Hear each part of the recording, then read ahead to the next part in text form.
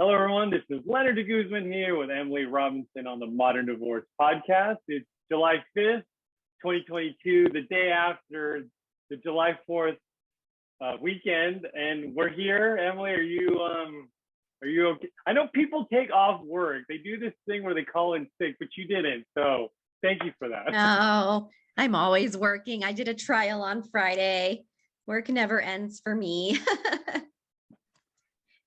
But I did take a 3-day weekend and I didn't look at my email or do any work, which for me is rare. So I was proud of myself.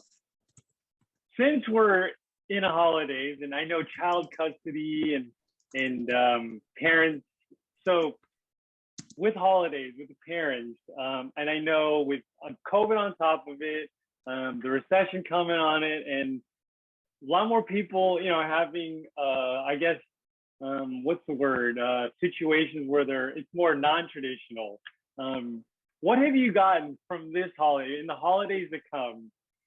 Is there anything different that you see that you get questions about from clients and people? Yeah, I mean, people always have their custody battles over how's a holiday going to be split. But we are moving away from the more traditional agreements where everybody wants Christmas, everybody wants this or that, and now sometimes it's like, hey, I don't really care about Christmas because I don't celebrate it. So, you have that and I'll have Kwanzaa or whatever I celebrate. Like, it's more accepted that the main either religious or American holidays, if you don't care about them, you don't necessarily have to do a traditional holiday schedule. So I see people do lots of interesting schedules, where maybe one person has Thanksgiving every year and the other person has Christmas, or, however that goes, or one person's Jewish, so they want all the Jewish holidays, but they don't necessarily care about having Christmas. So I think it's becoming a lot more important just having the time, the time with your child than necessarily having a specific holiday. I imagine children can, in the modern time, I guess burn you out. Are there parents who are like, look, I want a month off, like a kid vacation thing? Does that ever come up? Because I mean, a month is a lot, but okay, I want 2 weeks where I can just go on vacation by myself. Is that a thing, or am I just imagining this? No, I have totally had people ask me, how do I make the other person take the kids so that I can have some time to myself? It's usually, how do I get the kids all to myself? But I definitely see, how do I get a weekend off? And you can't make somebody exercise custody if they don't want to, or, take the kids if they don't want to. So that's a tough one. You don't ever get a break sometimes. Okay. Okay. Let's get into the part of the podcast where we go over, what's trending on Google, what comes up. A lot of times in the past, we've seen a lot of celebrity news with divorce, a lot of child custody things that we're talking about, financial things come up. So today we're going to go over, for the first article from psychologytoday.com, legal separation versus divorce. Which should you choose? So there's many reasons. You may opt to not end your marital status. So the key points here between a legal separation and divorce is that people who are legally separated, they're still married. They cannot remarry. People may consider a legal separation because of ambivalence, religious views, and tax benefits, among others. People may consider divorce because they're positive they want to dissolve their marriage, or they want to marry, among other reasons. So here, what's the difference? So not all states allow legal separation. So check with your attorney in jurisdiction. The most important difference between a legal separation and divorce is when you were legally separated from your spouse, you're still married. You cannot remarry because that would be bigamy. So then why consider legal divorce? So religion has to do with it, because I guess some religions forbid divorce. Your personal views don't allow for divorce. the stigma, tax benefits. Okay. Here's an interesting one. Military and certain Social Security benefits may require you be married for at least 10 years. Then on the other side, why consider divorce? 100% certain that you're dissolving the marriage. You want to move on. You want to remarry. In legal separation, spouses are still considered next of kin, meaning they can make medical or financial decisions for their spouse. When you divorce, this is no longer the case. And then cost. So this is interesting. So you sometimes, if it benefits you to be separated, you I guess separate, there's some reasons that are very valid, and then the divorce. So so everyone has to go through this individually. And what do you think of this? Like, what's like in the recent years, are people separating more or divorcing more? So people definitely divorce more. I mean, legal separation can be used when, like it said, people don't want to actually divorce for religious reasons or health insurance reasons.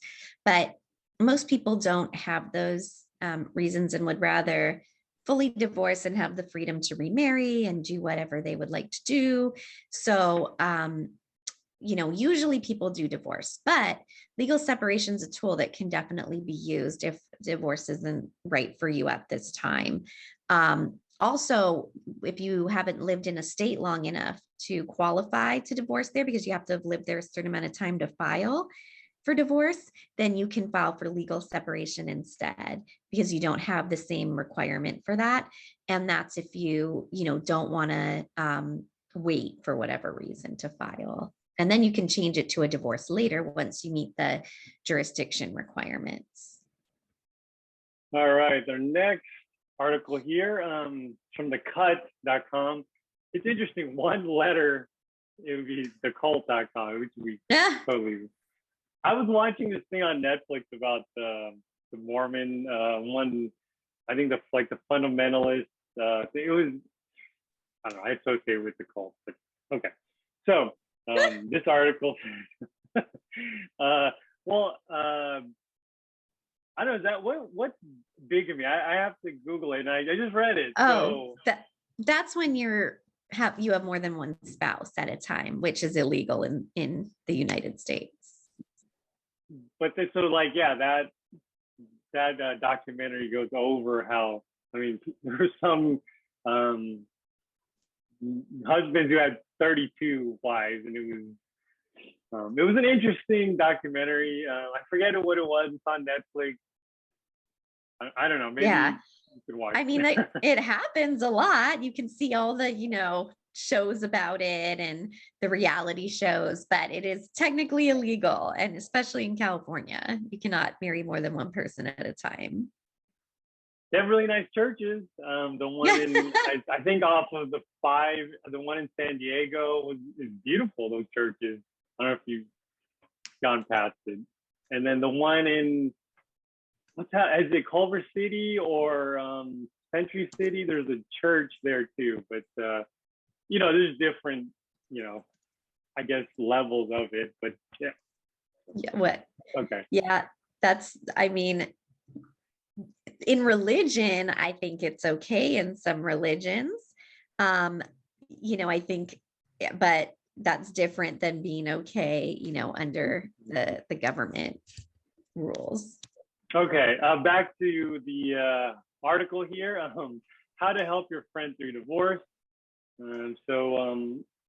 This is by Katie Heaney. One of the reasons I haven't wanted to talk to anyone but my closest friends about my divorce, because I don't want to hear what most people have to say. Very few people are adept to responding to unhappy personal news with on-the-spot candor and grace. So a few points here. Don't assume it's a tragedy. Lead with questions if you're close enough. Offering time is greater than offering advice. Make connections. Help your friends rediscover themselves. And that was the most main point. So I can imagine going through something like this and you're like, I don't want to talk about it. But I guess you can help a friend just hanging out, right? Yeah, I mean, people need support through difficult times, and even sometimes just being there for the person is helpful. You don't necessarily have to talk about the details or the things that are stressing them out, but just being there for them and being someone to listen to, or just being a friend to distract them and do things with them that are different than, you know, being sad all the time about the divorce. Something to distract them is a really helpful role that a friend can provide. All right. This one's interesting.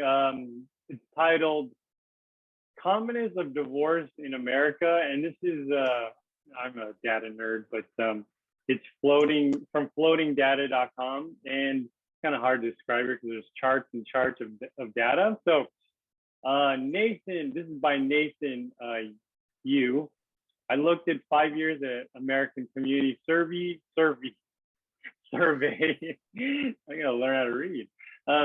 So data from 2016 to 2020, if married, before participants were asked the year of their most recent marriage, even though I was curious about divorce. For some reason, my first thought was to calculate the percentage of people who were still married, given the year they were married. So still married, the more recent someone married, the higher the likelihood they're still married, as expected, which only gives us a glimpse of the divorce rate. So that's obvious, right? Marital status. It helps to see marital statuses by year of marriage, as divorce is only one part of distribution. For earlier marriage, it's more common to be widowed and divorced, which makes sense when you consider life expectancy. Common sense, but I guess it's not that common. Divorce rate by age. So says here maybe it's more useful to look at divorce by age instead of the year of marriage. Out of the people who are married at least once, the percentage of people who are married more than once or divorced approaches 50% as you get to age 60, but mortality appears to take precedent after that. So he was saying he was kind of surprised of how volatile the teenage marriages seem to be. And I thought the rate for 20s and 30s would be lower than what came out. Then again, we're only looking at people who were married. That's a lot of people who were never married at the age and people marrying later. So maybe it's not surprising. In any case, divorce, I guess, is pretty common no matter what angle you look from. Yeah. So common, it's why would they say common? Are they is it, to you, is it like more than 50%? Because it's, I guess, uncommon with, if I put it at 10%, 10% of the population is divorced, and it's not that common. So it's moving up. So 20, like, to you, what's your opinion like of being common, which is, it's vague, but just have an opinion. Yeah, I mean, that's what the statistics say, but it's hard. You can find different trends in any group of statistics. So it would be, you could look at it all different ways. People in remote areas versus urban areas, people with this level of education or this level of income, people with this religion versus that religion. And I think you could find themes of, who divorces more and who doesn't. I do think divorce is very common these days. People don't necessarily look at marriage as forever. I think they hope it will be, but I think, our society and our rules allow people to be able to get out of marriage much easier than in the old days when you were looked at badly if your marriage didn't work out. So, there's lots of good things about that. If people are being abused or in a bad relationship, it's much easier to get out. there may be some bad things too. Maybe people don't try as hard or feel like they have to try as hard, or maybe they can have one foot in and one foot out the door. It's there's good and bad to everything. So yes, it's common, but I also do think staying married is still common as well. It's, you know, it's just that getting divorced isn't stigmatized like it used to be in society. Yeah, we're in 2022. You probably have like a what's a bigger music? You have a wife on something like on an online, the metaverse, which I think that's crashing, but and then in real life. So okay, let's go Yeah, to it's yeah. yeah, no, it's like things are a lot more complicated now than they used to be. And we need some legal precedent for that. Okay, we'll continue on that in the years to come. Let's get into the part of the show where we ask Emily anything, and these are people who put a post about people about their journey. Maybe they're starting in the divorce journey. Maybe they're having problems with holidays or burnout. Mental health is a big issue. So let's get to the first one here. So this is life after divorce. Questions for those who initiated the divorce. Do you ever think about going back? Do you no longer love the person, or are you just too disappointed or angry to care about them? Is there anything your ex could do to make you want to try again? So I assume this person's kind of like maybe feelings come up after and they go through this, but I think every individual is different. What do you think? Yeah. Yeah, I mean, sometimes there is and sometimes there isn't. Every individual is different. You may want to save the relationship for whatever reasons you have, and there may be things that your ex could do that would make things work for you. And some people don't. Some people are done and there's no turning back, and there's nothing the other person can do that can make you want to stay. It's very individualized. So I think, yeah, it just depends on the relationship and the person and their personality. And it takes two. If one person wants to stay and the other doesn't, that you don't really have a choice. You kind of have to move on. You need both of you to be on the same page.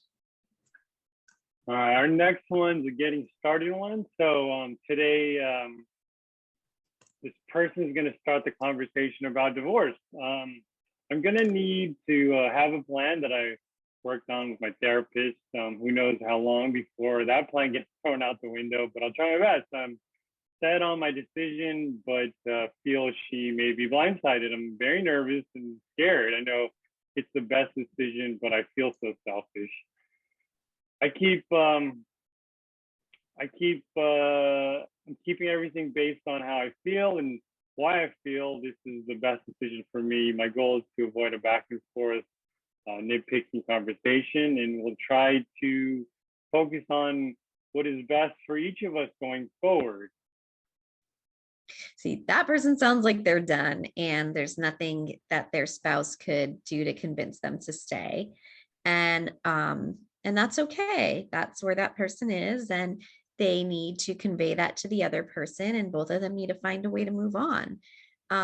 If you are sure that you're just done and there's nothing else that can be done for the relationship, it's good to convey that to the other person early on. Otherwise, they're just going to sit there with false hope, wanting to fix things that can't be fixed.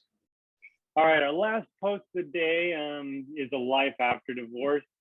So this person puts that they're a child of the divorce, and they're asking, do you believe in love even after a divorce? Do you believe in love as a concept? Do you believe the marriage is actually love, and will you find love again?